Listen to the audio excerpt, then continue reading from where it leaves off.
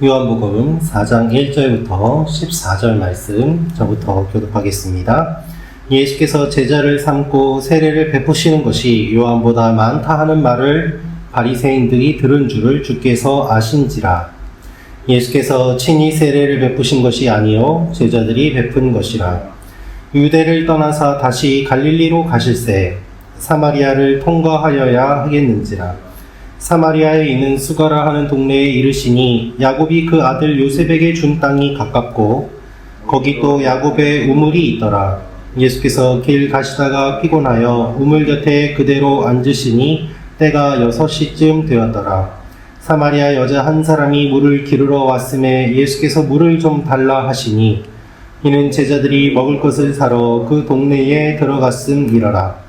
사마리아 여자가 이르되 당신은 유대인으로서 어찌하여 사마리아 여자인 나에게 물을 달라 하나이까 하니 이는 유대인이 사마리아인과 상종하지 아니함이러라.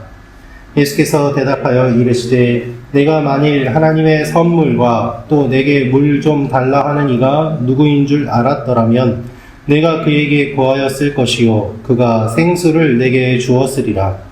여자가 이르되 주여 물 기를 그릇도 없고 이 우물은 깊은데 어디서 당신이 그 생수를 얻겠사옵나이까. 우리 조상 야곱이 이 우물을 우리에게 주셨고 또 여기서 자기와 자기 아들들과 짐승이 다 마셨는데 당신이 야곱보다 더 크니이까. 예수께서 대답하여 이르시되 이 물을 마시는 자마다 다시 목마르려니와 내가 주는 물을 마시는 자는 영원히 목마르지 아니하리니 내가 주는 물은 그 속에서 영생하도록 솟아나는 샘물이 되리라. 아멘. 오늘 말씀은 예수님께서 사마리아로 가시다가 수가성에서 한 여인을 만나는 내용이 기록되어 있습니다. 이 말씀을 통해서 우리가 알 수 있는 몇 가지 내용이 있습니다. 첫째로 예수님께서 사마리아로 가십니다라는 것입니다. 예수님께서 사마리아로 가십니다. 1절부터 4절 말씀 다시 읽어드리겠습니다. 예수께서 제자를 삼고 세례를 베푸시는 것이 요한보다 많다 하는 말을 바리새인들이 들은 줄을 주께서 아신지라. 예수께서 친히 세례를 베푸신 것이 아니요 제자들이 베푼 것이라. 유대를 떠나사 다시 갈릴리로 가실새 사마리아를 통과하여야 하겠는지라. 예수님께서 세례를 베푸시는데 그 인원이 요한보다 많았다라고 기록되어 있습니다. 그 이야기들을 바리새인들이 들었다는 것이죠. 중요한 것은 바리새인이 들은 것을 예수님이 아셨다고 되어 있습니다. 그래서 세례를 베푸시는 것이 요한보다 많다 하는 말을 바리새인들이 들었는데 그것을 주께서 아셨다. 여러분, 예수님은 모든 것을 알고 계십니다. 그리고 예수님께서는 모든 것을 계획하고 움직이십니다. 이것이 예수님의 사역입니다. 예수님께서는 사마리아로 이동을 하시는데 오늘 말씀을 보면 유대를 떠나서 다시 갈릴리로 가실새 사마리아를 통과하여야 하겠는지라 라고 되어 있습니다. 갈릴리로 가시는데 다른 여러 길이 있음에도 불구하고 예수님이 굳이 사마리아로 가셨다는 것입니다. 유대인들은 사마리아를 싫어하였기 때문에 일부러 먼 길을 돌아가는 것이 일반적이었고 그리고 사마리아를 싫어하였습니다. 왜냐하면 그곳 사람들은 북이스라엘 시대 때 혼합 정책을 펼친 곳이었기 때문입니다. 이방 민족들이 그 지역에 들어와서 강제로 결혼을 하고 자녀를 낳고 그렇게 혼혈인 사람들이 많이 생기면서 유대인들 입장에서는 저 사람들은 순수한 유대인이 아니라 이방의 피가 섞인 더러운 종족이다 라고 생각하고 있었기 때문입니다. 그런데 예수님께서 굳이 사마리아로 가신 것이죠. 예수님이 사마리아로 가신 이유는 두 가지로 생각이 됩니다. 하나는 사람들이 요한과 예수님을 비교하면서 쓸데없이 갈등을 만들어내는 것을 막기 위해서고 다른 하나는 한 여인을 만나기 위해서입니다. 예수님께서 일부러 사마리아를 찾아가신 이유는 이 여인을 만나기 위함인 것입니다. 예수님은 우리에게도 찾아오십니다. 사마리아에 있는 것과 같은 우리에게 찾아오셔서 우리를 만나주시고 굳이 우리를 기억하고 우리가 있는 곳까지 와주시는 분이 예수님입니다. 이 사실을 기억하면서 주님이 나에게 오늘 찾아오심을 소망하기를 원합니다.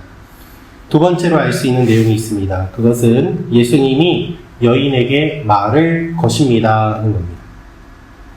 6절, 7절 말씀을 읽어드리겠습니다. 거기 또 야곱의 우물이 있더라. 예수께서 길 가시다가 피곤하여 우물 곁에 그대로 앉으시니 때가 6시쯤 되었더라. 사마리아 여자 한 사람이 물을 기르러 왔음에 예수께서 물을 좀 달라 하시니 예수님이 피곤해서 우물 곁에 앉으셨습니다. 그때가 6시쯤 되었다라고 되어 있습니다. 이것은 낮 12시 정도 되는 시간입니다. 제6시라는 것은 정오, 즉 한낮을 의미하고 가장 더울 때를 의미합니다. 그런데 원어를 보면 예수님께서 그 자리에 앉으셨는데 그대로 앉으시니에서 그냥 앉으신 것이 아니라 앉아서 계속 기다렸다는 의미가 있습니다. 예수님께서는 이 여인이 올 때까지 기다리신 것입니다. 그리고 이 여인이 왔을 때 말을 거셨습니다. 여인이 놀랍니다. 유대인 남자가 여인에게 말을 거는 일이 없었기 때문입니다. 그런데 예수님은 이 여인을 아시고 일부러 말을 거십니다. 여러분, 예수님께서 이 여인이 올 때까지 기다리고 말을 걸어주십니다.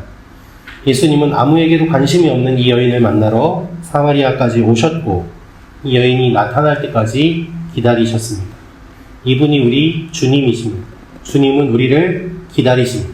우리가 나타날 때까지 우리가 주님을 만나기 위해서 주님께서는 계속 기다리시는 분임을 우리가 기억하며 더 이상 주님을 기다리게 하지 말고 주님 앞에 나아가는 오늘 하루가 되기를 원합니다. 세 번째로 알 수 있는 것은 주님이 주시는 물은 목마르지 않습니다 라는 것이죠. 주님이 주시는 물은 목마르지 않습니다. 13절 14절을 보면 예수께서 대답하여 이르시되 이 물을 마시는 자마다 다시 목마르려니와 내가 주는 물을 마시는 자는 영원히 목마르지 아니하리니 내가 주는 물은 그 속에서 영생하도록 솟아나는 샘물이 되리라. 니고데모의 오해를 풀기 위해 자세하게 설명을 하신 것처럼 예수님은 사마리아 여인의 오해를 풀기 위해서 설명을 이어가십니다. 물을 달라고 했는데 그 물의 의미가 무엇인지를 정확하게 설명을 하시는 겁니다. 우물은 마셔도 다시 목마르지만 예수님이 주시는 물은 마시면 영원히 목마르지 않습니다. 이 여인은 마시는 물만 이야기했지만 예수님은 그 속에 있는 갈급한 심령을 채워주는 영혼의 샘물을 말씀하십니다. 예수님께서 우리에게 주시는 것은 일시적인 것이 아닙니다. 주님은 우리에게 영원한 것을 주시는데 이것이 주님의 선물입니다. 오늘도 주님께서 우리에게 목마르지 않는 물을 주실 것을 믿고 주님 앞에 나아가는 여러분과 제가 되기를 원합니다. 기도하겠습니다. 아버지 하나님, 예수님이 이 여인을 만나기 위하여 굳이 사마리아에 오셨고 기다리셨고 또한 이 여인에게 말을 거셨습니다. 우리를 기다리시고 참으시고 말을 걸어주시는 주님, 주님의 말씀에 응답하게 하시고 주님의 말씀에 반응하게 하시고 주님과 동행하는 오늘 하루가 되게 하여 주옵소서. 우리의 심령 가운데 있는 갈급함이 주님으로 채워지게 하여 주옵소서. 예수님의 이름으로 기도합니다. 아멘.